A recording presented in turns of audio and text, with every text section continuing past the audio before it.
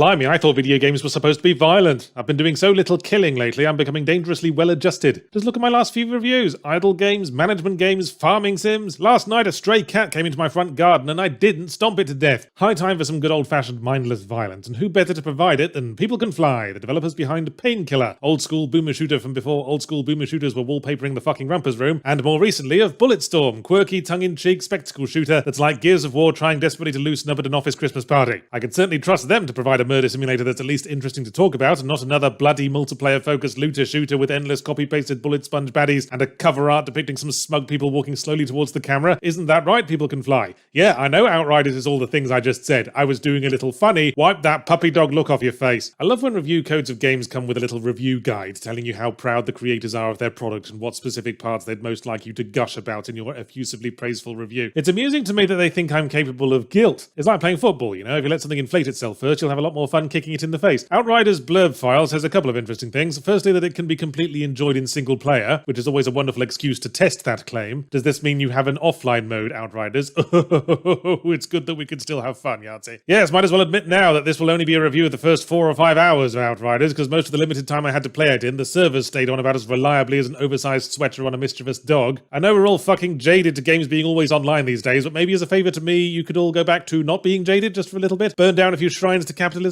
How about one shrine to capitalism? And you don't even have to burn it, we could just piss in the letterbox. Another interesting thing admitted in the Outriders review guide is that, quote, it may look like a looter shooter on the surface, and many players may compare Outriders to a looter shooter. Many players, People Can Fly, implying that some of them don't. Have those people gotten their eyes checked lately? Because that's a cause for concern. I haven't seen pussyfooting like this since the last time I refereed a women's kickboxing tournament. It is a fucking looter shooter, just accept it. You basically play an ultra-violent homeless person who has to push their shopping cart around at the end of every battle, seeing if this +3 filthy overcoat provides better protection than their currently equipped +2 burlap sack held on with string. Alright, fine, it's got looter shooter elements, but we're also focusing on our epic dark sci-fi story. Well, let's look at that and see if it lives up to that avalanche of adjectives. The plot is the planet Earth goes back once again to its abusive spouse, the human race, and once again pays the price, forcing the human race to move out and find another planet to mooch off. After decades travelling through space, we find one that seems gullible enough, and we're part of the scouting party that tentatively reports that it's not a horror planet of monsters, and everyone can come down and start burning down the forest and building a load of TGI Fridays. Moments later, psych, turns out it was a horror planet of monsters, you get wounded and cryo-frozen, and wake up 30 years later to find a hell world where humanity are locked into the usual fascists versus nutters forever war. Great job, guys, smashed our previous planet fucking speed record. Let's find another one and see if we can get it sub 2 decades. The forever war on hell world setting is rather disappointingly standard, but I do kind of like how the story is told, focusing on our main dude's perspective as he wakes up in an unfamiliar future and careens from crisis to crisis, bewilderedly asking where all the toilets got moved to. Also, the whole story has this air of dispassionate nihilism that I found rather entertaining. It keeps introducing new characters with distinct appearances and fleshed out backstories, and then killing them off minutes later. Oh yes, this ain't Gears of War. Keeping your helmet off won't save you now. I don't like the way the camera constantly jiggles during cutscenes, like it's being directed by Paul Greengrass while he's trying to balance a book on his head. It doesn't add gritty realism, it gives me a headache. It makes me think every character's busting for a piss.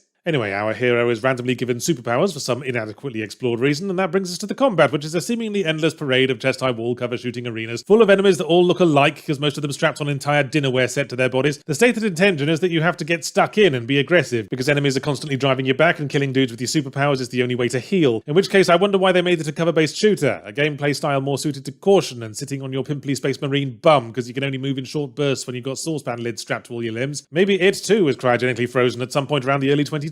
Honestly, any catharsis I gained from using my superpowers to blowtorch nearby enemies like they're a litter of unwanted kittens who didn't show me enough respect is offset by the frustrating level of difficulty as I'm peppered with gunfire from all sides in battles clearly designed on the assumption I'd have other players with me to split the damage, especially the bullet spongy boss fights with health bars like we're chewing on broom handles. Thus is exposed the craven lie of equal single and multiplayer experiences, but then I expected as much. I'm going to stream some inconvenient truth piss into your letterbox now, AAA games industry. It is not possible for any game to be equally enjoyable in both single and multiplayer. You can optimize the experience for one or the other, but never both. And the sooner you stop trying to cover all possible audiences at once with the same great big money-making hat, the better. The sooner the multiplayer likers can go back to having games like Team Fortress where different classes have different skill sets, and the gameplay is built around having to rely on each other to compensate for individual shortfalls, rather than making every class mealy-mouthed, basically okay at everything, straight B students bound for the inevitable rude awakening once they get to college. And the single-player likers can go back to being able to enjoy the story and challenge at their own pace and sing dirty limericks to themselves without upsetting everyone in the voice chat, and fucking pause the game. Sorry, a bit of a tangent there. Normally I'd summarise my feelings about Outriders at this point, but unfortunately my opinion is currently down due to server issues.